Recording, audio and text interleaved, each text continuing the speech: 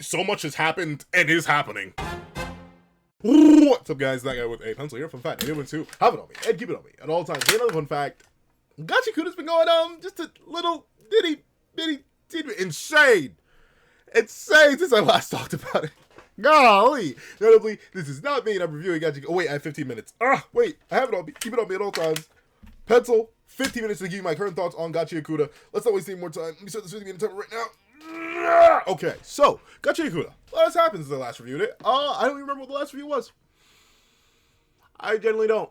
But regardless, the latest 3 chapters have gone absolutely buku bonkers in, like, every single aspect, and notably in the best way possible. I feel like Arana Sensei has kind of just sat down and said, okay, how creative can I be using all the contexts and all the information I set up in this universe so far, and how can I simultaneously build up, yet resolve and set up new characters and plot points? And they've just been swinging and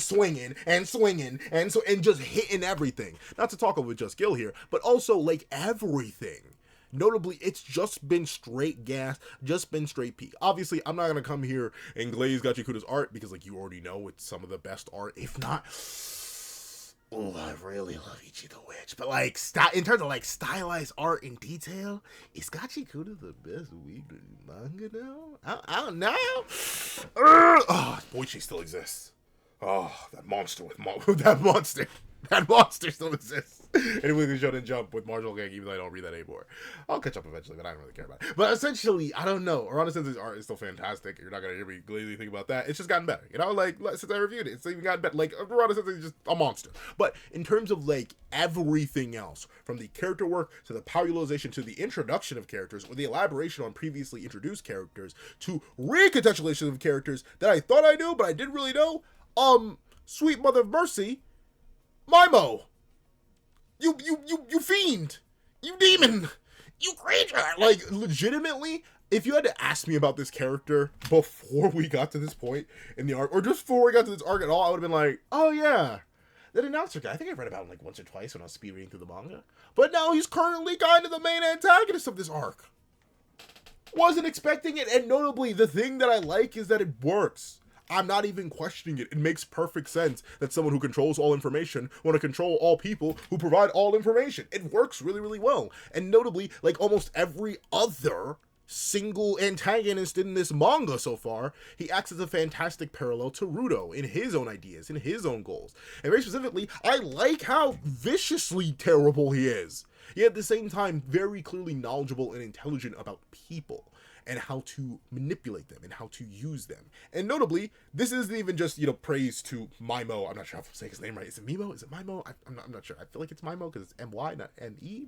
But like, and I get it, maybe a play on like memo, as in he's constantly giving information. I don't know. But essentially, what I love about him as an antagonist is not only how he manipulates everybody else. Like, obviously, you know, he manipulates everybody through his rule and how that plays off everybody, versus Rudo trying to achieve his own personal freedom and trying to seek information in his own way, yet not control it, just understand it, while Mimo acts as direct opposition, trying to control, get, and manage all information by taking control of everybody through the chokers. Fantastic application and utilization of their powers, or not even just the powers, but the parallels between the villain and the protagonist. Very, very good stuff. But I also like how his manipulation extends to beyond the random background characters who we'll never care about, but even to these characters who are now prevalent on his own team. Obviously, we have Gil. Obviously, we have... Who is this guy? What is this guy's name?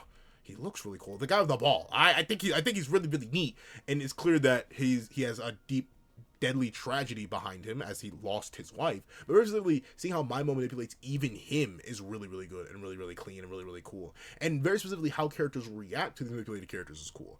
I like how Zanka plays off of Gil and ultimately could not beat her alone, and thusly had to resort to working together in a weird roundabout way with Rio, who ended up using Gil's abilities in a creative way to overcome this ball that she could not take down on her own, and then they work together to overcome that. That's really cool. A really cool application of both of their rather basic powers, as powers continue to get more and more and more complex in this universe, and more diverse, and more abstract. Seeing them work together like this, really, really cool. A fantastic moment for Zanka, and showing like he still has much more to go, considering he couldn't beat Gil on his own. At the same time, Rio working together with Zanka. Fantastic stuff. And she didn't even have to pull out the sticky blicky for this one. Then, of course, you have Gotis. Now, Gotis is definitely an interesting character. I'm not even sure if I'm saying his name properly. Gotis? I think it's Gauntes. Because it's Gountess. But Gauntes, a very interesting character for how little we know about him, yet how fundamentally important he is to the narrative, and very specifically his connections to Lily. Now, with the latest chapter being seemingly a backstory chapter surrounding them both, obviously it's literally called Connection, it's very interesting to see how another user of the Watchmen series not only used it to his best advantage, but also struggled to even use the power in the first place. We don't even get an elaboration on how he first developed the choker ability and his power, but ultimately seeing how he suffered in life, seeing how he was alone, seeing how Lily was the first person to ever connect with him in his painful, abject life, and give him a weird sense of meaning, and how now he cares so much about her, and how it's Maimo's job to use that against him now for his own further gain, as he wants one more thing out of Gauntes after he's already taken everything else. It's just good. It's just peak. Like it's peak on every single level in a way that few. I'm not saying no other manga's hitting like Gachiakuda is hitting right now, but it's all they has stiff competition, but it's still doing so fantastic. There's not a single thing that's missing. Maybe the only hypothetical critique I have is that despite Rudo having a fantastic dynamic with Maimo, he hasn't really like interacted with Maimo all that much.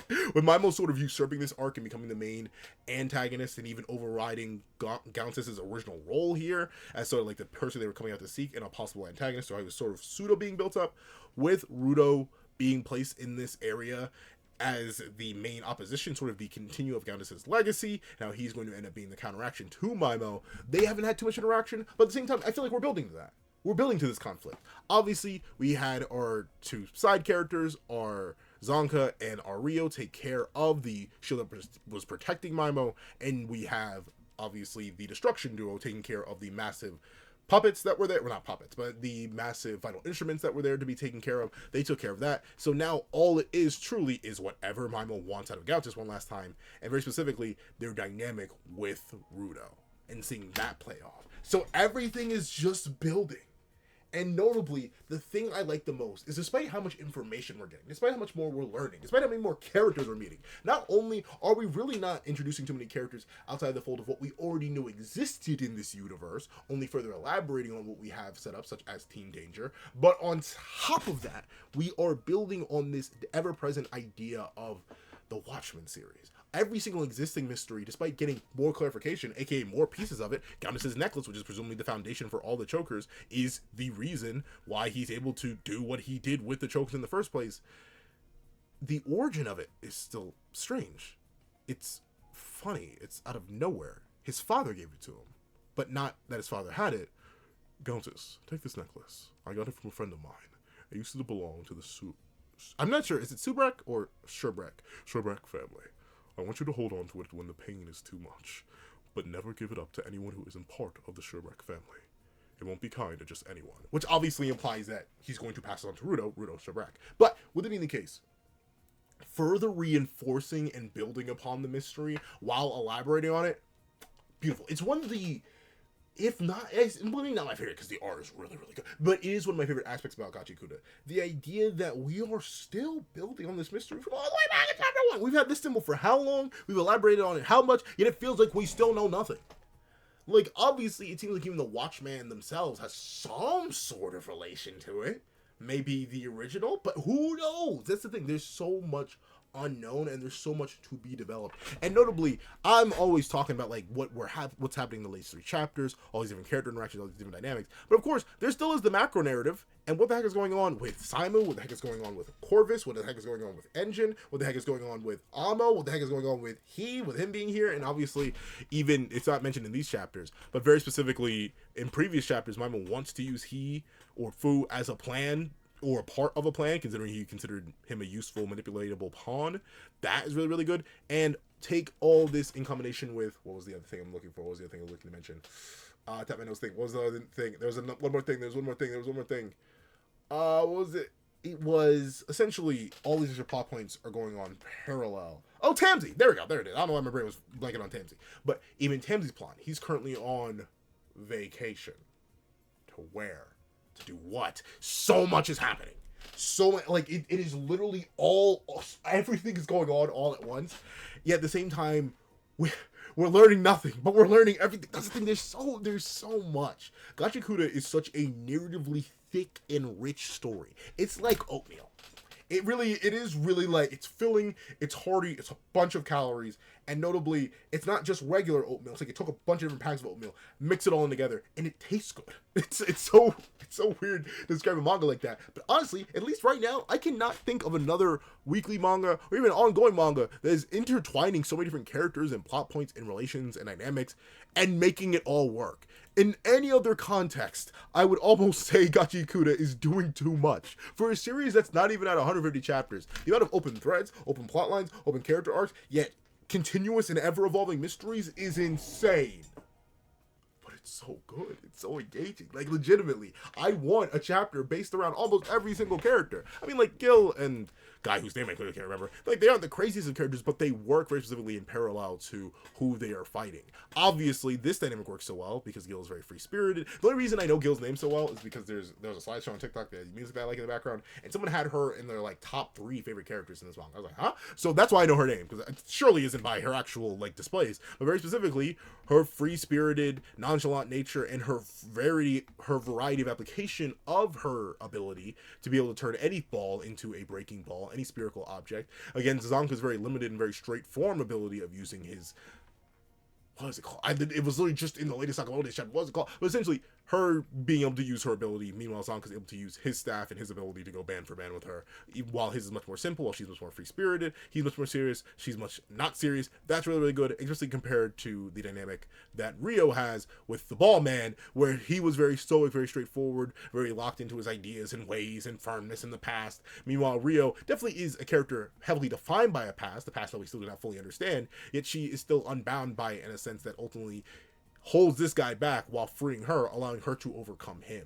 It is a clash of ideals, and ultimately it is only by the fusion of both of their ideals, the stoic and the free, he who is bound by the past, she who is bound by the past, yet both who are trying to move on from it, who essentially overcome hope, she who is stuck in the present, and he who is bound by the past. That's good writing! That's gas! For like 2 random fodder characters we're probably never going to see again, but I can't even say that because it's Gachiakuda, and characters who I thought we'd never see again come back all the time. So, like, that's the thing. One part of this arc, a few chapters of it, straight gas on its own, and we're just building. We're just building more, and it's all like, if there were more days in the week, dog, I review weekly. And also, just if I knew it, I swear Gachiakuda has one of the most random release schedules ever. I call it a weekly manga, but I swear sometimes they'll go like 3 weeks without updating, sometimes they'll go 2 weeks without updating. I'm not sure if I'm just tweaking. I swear, I have to like remind myself, oh yeah, Gachiakuda May? Question mark, exclamation point be out right now? Like, I have no idea. I check in on it. I keep up with it. Clearly, do not worry. I'm always reading it because it's so good. And notably, unlike in the current states of some other manga where like I'm leaning positive, as much positive I am now, but I'm uncertain that like, oh no, maybe this thing could go bad, maybe based on the history and tendency of this author. Not only do I have like no author history for Arana Sensei, they're kind of just goated all around so far. This is the only manga that I know they made, and they're cooking with it. But also at the same time, the uncertainty only feeds into the narrative and its plot structure. My lack of knowledge on what any next chapter is going to be, what characters are going to come out, what dynamics exist in this universe, all that uncertainty, all that unknown is a good thing. It's a good thing. Because Gachiakuda, despite being clearly an action manga, a character study, a fantastic art showcase, all that, at its core, if you were to strip all of the aesthetics away, all the characters away, Gachiakuda is a story of mystery. We don't even really fully get how this world functions. We don't still fully understand how the whole Giver system functions. We don't understand anything about the nature of the Watchmen or the Watchmen series. Like, we have nothing. Yet we have so much. And that beautiful balance, that juicy combination of knowing all yet knowing nothing. It gives me, and it's going to sound really weird. It's going to be a real weird deep pull, but for those who know what I'm talking about, you'll get me. It gives me heavy end of Kingdom Hearts 2 vibes. Where it felt like, specifically end of Kingdom Hearts 2 vibes, secret ending unlocked.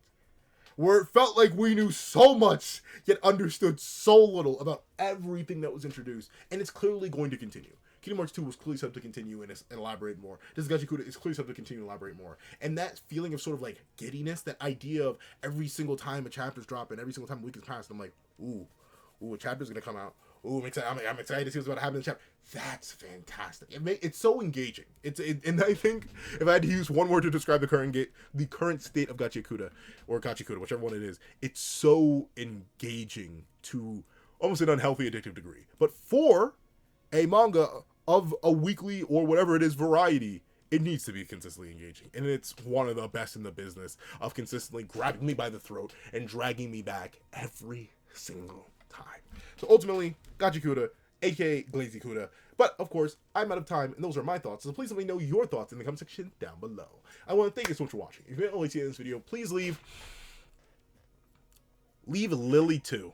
Instead of 2 Lily, leave Lily 2 in the comment section. And it could be 2 as in T-O-O, it could be 2 as in T-O, it could be 2 as in T-W-O, whichever you want. Lily 2 in the comment section down below. I did thank you so much for watching. Please leave a like, share, comment, and subscribe. Make sure that OBK is supposed to get out on any of the second of the channel. Also going to have a Patreon below where you can support me for as low as $1 a month. And things like exclusive videos, early content, and more. And that early content now even includes early content on other channels. As by the time this video goes up, the second channel, That Guy with a Reaction, will in fact be live, which will feature reaction videos. Exclusively every Saturday, dropping at 1 p.m. But essentially, you'll get those early videos too if you've been Patreon member. They're super long chunkers. They will take forever to drop because they only drop once a week. They'll only be 4 videos a month. So like, ultimately, there's that too. You become a member, you get the access to the same videos, the same perks, and more.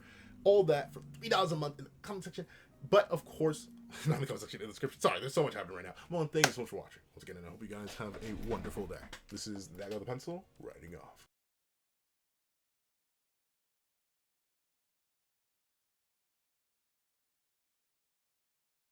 I'd like to give a thank you to our sketch tier members: Eternal Flame, Red Wolf 4765, Astro, Glacier XZ, Zera, Brandon Payne, J2MA, Guillaume, Buddha Ura, Alex Kenny, Enzo, Swift Strike, Autumn Mornings Lazo, Super Flame Zero, Yuki Ally, Azo2404, and G Prosper. And I'd like to give a thank you to our line art tier patrons: Victor Raji, Sean, Midnight Lord 21, Kevin Encarnacion, Dreads Owen, and A+A.